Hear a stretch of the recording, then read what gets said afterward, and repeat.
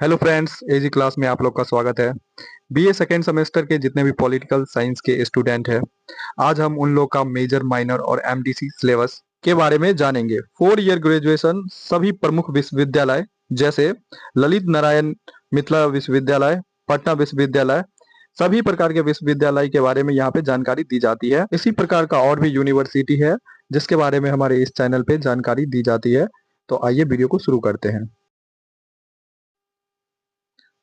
Political science के इकाई 1 में संविधान सभा और संविधान का निर्माण, जिसके मुख्य टॉपिक है संविधान का निर्माण और संविधान सभा में बहस।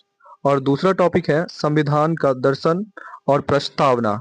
और तीसरा टॉपिक आपको देखने को मिलेगा संविधान की मुख्य विशेषताएं। और जो चौथा टॉपिक है वो है मौलिक अधिकार, कर्तव्य, राज्य के नीति निर्देशक तत्व।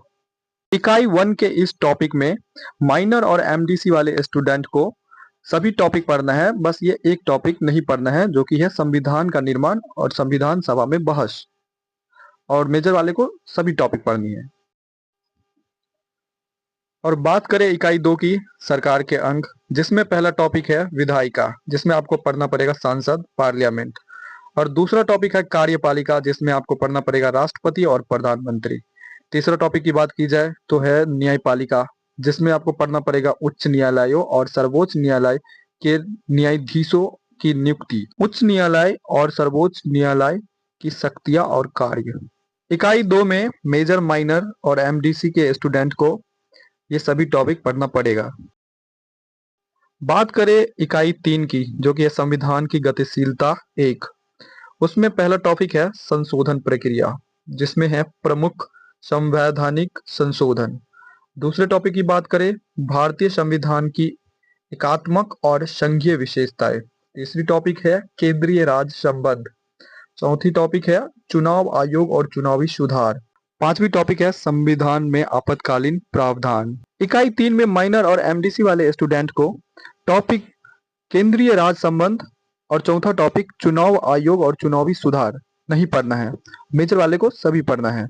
दोस्तों, लास्ट यूनिट में पढ़ना है आपको चौथा यूनिट, जो कि है संविधान की गतिशीलता 2, जिसमें कि पहली टॉपिक की बात की जाए वो है राजनीतिक दल, जिसमें पढ़ना पड़ेगा राष्ट्रीय और क्षेत्रीय दल।